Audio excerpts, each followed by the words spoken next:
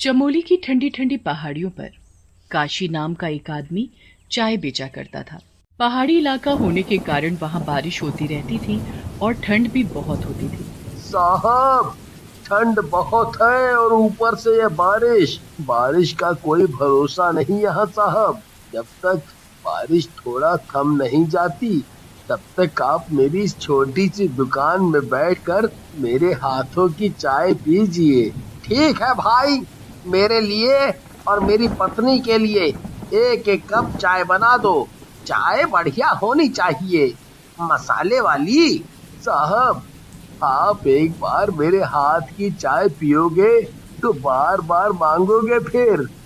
यहाँ कोई भी घूमने आता है तो मेरी चाय पिए बिना नहीं जाता, क्योंकि यहाँ ठंड बहुत है और एक मेरी ही चाय है जो लोगों की ठंड भगाती है।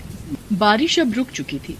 काशी की छोटी सी दुकान में सभी चाय पी रहे थे और उसकी चाय की बहुत तारीफ भी कर रहे थे। ऐसे ही पूरा दिन बीत जाता है और काशी की दुकान बंद करने का समय भी हो जाता है। काशी अपनी दुकान बंद करके घर जा ही रहा होता है कि तभी अचानक उसका पैर फिसलने की वजह से वो पहाड़ के किनारे जाकर गिरता है। उसका आधा शरीर खाई में लटका हुआ होता है। बचाओ बचाओ, कोई बचाओ मुझे, नहीं तो मैं खाई में गिर जाऊंगा।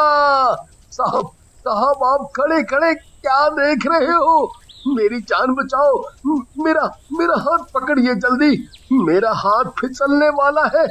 मैं ज्यादा देर तक ऐसे नहीं रह सकता। वहां जाने की सोचना भी मत। अरे कहीं उसे बचाने के चक्कर में आपका पैर फिसल गया तो? ना बाबा ना, आप नहीं जाओगे वहां, मैंने बोल दिया बस। यहाँ और भी लोग हैं, वो बचा लेंगे इसे। साहब, आप ही मेरा हाथ ऊपर खींच लीजिए और मेरी जान बचा लो। आ, आ, आ, मेरा हाथ फिसल रहा है। आप इतने लोग खड़े हैं यहाँ, मेरी तरफ कोई बढ़ता क्यों नहीं? तभी वहां जोरों से बारिश हो जाती है। सभी सैलानी बारिश से बचने के लिए अपनी अपनी गाड़ियों में बैठकर वहां से चले जाते हैं, काशी को वहां अकेला छोड़कर। उसकी जान बचाने के लिए भी कोई आगे नहीं बढ़ता। आखिरकार काशी हिम्मत हार जाता है। उसका हाथ छूट जाता है और वो चिल्लाता हुआ पहाड़ी से सीधा नीचे खाई में जाकर गिरता है। इतनी ऊपर से गिरने से वो मर जाता है और मरते ही भूत बन जाता है। मैंने कितनी गुहार लगाई, मुझे बचा लो, मुझे कोई तो बचा लो, पर किसी ने नहीं बचाया मुझे। आखिर क्यों? मुझ गरीब पर क्या किसी को तरस नहीं आया? कोई बात नहीं, पर अब मैं भूत बन चुका हूँ, सबसे बदला लूंगा यहाँ आने वाले हर इंसान से।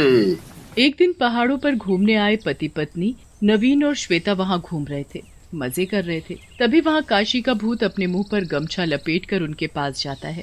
साहब, चाय पिलाओ क्या? मेरे हाथ की बनी चाय आपको बहुत अच्छी लगेगी। मैं अभी आप दोनों के लिए चाय बना देता हूँ, वो भी मसाले वाली। नहीं पीनी तुम्हारी चाय, अब जाओ यहाँ से। हम इतनी दूर घूमने और एंजॉय करने आए हैं, तुम्हारी चाय पीने नहीं। मैडम, आप ही बोलिए ना साहब को, एक बार पी लीजिए मेरी चाय। अगर मेरी चाय पसंद ना आए तो पैसे नहीं देना। नवीन, वो बेचारा इतना बोल रहा है तो पी लीजिए ना चाय। एक कप चाय में क्या जाता है? वैसे भी इतनी ठंड में चाय पीने का मजा कुछ और ही है। लाओ चाय, मुझे भी और मैडम को भी। दोनों चाय पीकर चाय वाले की बहुत तारीफ करते हैं और उसे पैसे देकर आगे बढ़ जाते हैं। कुछ आगे बढ़ते ही दोनों को पता नहीं एकदम से क्या हो जाता है। दोनों सड़क से हटकर खाई के किनारे पहुंच जाते हैं। देखने वाले उन दोनों को बहुत आवाज लगाते हैं। ओ भाई, आगे खाई है, उधर मत जाओ। सुनो, क्या बात है? पीछे मुड़कर दोनों में से किसी ने भी नहीं देखा। सभी भागकर दोनों को पकड़ते।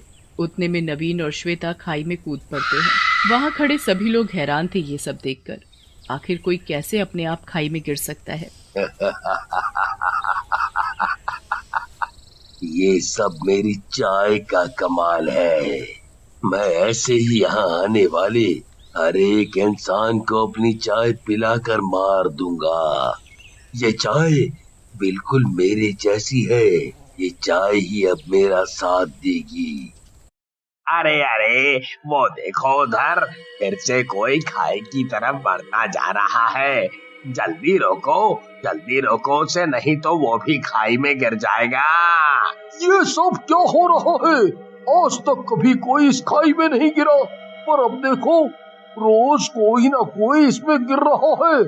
और ऐसा लगता है जैसे मरने वाला अपनी मर्जी से खाई में कूद रहा हो। आसपास के सभी दुकान वाले आपस में बात कर रहे थे। सभी को अब अपने काम की चिंता थी।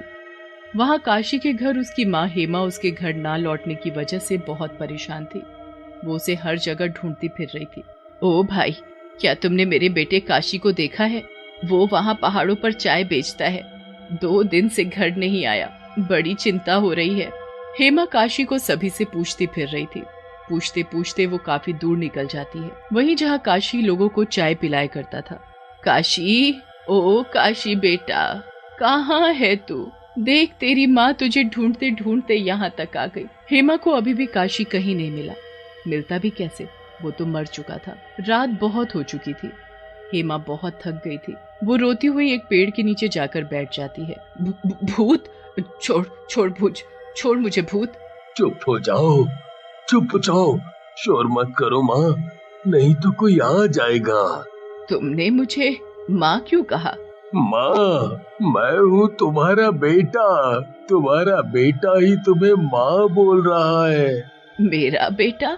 मेरा बेटा भूत नहीं है और तुम भूत हो। मेरा कहाँ है? कहीं तुमने मेरे बेटे को कुछ किया तो नहीं है? बताता क्यों नहीं? मैं उस पहाड़ी पर लटका था, मुझे किसी ने नहीं बचाया। सभी मेरे गिरने का तमाशा देख रहे थे। मैंने कितनी गुहार लगाई लोगों को कि मुझे बचा लो, पर किसी की हिम्मत नहीं हुई मुझे बचाने की। अगर सब मिलकर मुझे बचा लेते तो आज तुम्हारा बेटा जिंदा होता। माँ। काशी, मेरे बच्चे, ये तुझे क्या हो गया? तू अपनी माँ को अकेला छोड़ गया। अब तेरी ये बूढ़ी माँ तेरे बगैर कैसे जिएगी? मत रो माँ, मैं मरकर भूत बना हूँ, सिर्फ बदला लेने के लिए। मैं यहाँ आने वाले सभी सैलानियों को अपनी चाय पिला पिला कर मार रहा हूँ। यहाँ जो भी आता है मैं उसे चाय पिलाकर खाई में गिरा देता हूँ। पर बेटा, ये सब गलत है।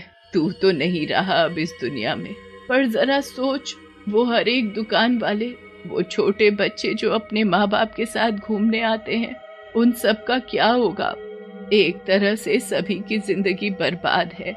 रहने दे, छोड़ ये सब। मेरे लिए तो तू अभी भी मेरा बेटा है। तेरे भूत होने से मुझे कुछ लेना देना नहीं। बस तू मेरे साथ घर चल, मैं किसी को कुछ पता ही नहीं चलने दूंगी। अगर तुम मेरी माँ होती तो मेरा साथ देती, ना कि मना करती। माँ, तुम्हें तो पता ही है कि मैं कितना जिद्दी हूँ। एक बार जो ठान ली सो ठान ली, उसे पूरा किए बिना नहीं छोड़ता। अब तुम घर जाओ और मुझे भूल जाओ। दोनों को बातें करते करते सुबह हो जाती है। माँ, सुबह हो गई है, तुम अब घर जाओ और मुझे मेरा काम करने दो। भूत इतना बोलकर मुंह पर गमछा लपेटकर सुबह की चाय पिलाने चल देता है लोगों को। हेमा दूर खड़ी सब देख रही थी। मुझे पता है कि मेरा बेटा जिद्दी है। उसकी जिद हमेशा मैंने पूरी की, पर अब नहीं। मैं मासूम लोगों को इसकी जिद का शिकार नहीं होने दूंगी। मुझे अपने बेटे के शव को जलाना होगा और उसके लिए मुझे उस खाई में उतरना पड़ेगा। हेमा हिम्मत बनाकर पहाड़ों में बने संकरे रास्ते से होती हुई कुछ ही घंटों में नीचे खाई में उतर जाती है। आग लगते ही भूत को एहसास हो जाता है और वो अपने चेहरे से गमछा हटाकर खाई में झांक कर देखता है। तुमने क्या किया? ये तुमने सही नहीं किया। माँ, मुझे बचा लो, मुझे मत जलाओ। माँ, मुझे मत जलाओ। बस फिर क्या था, भूत जलते ही गायब हो गया और हेमा वापस अपने घर पर। वहां हर एक इंसान को पता चल चुका था कि काशी भूत था और वही भूत बनकर सभी लोगों को मार रहा था।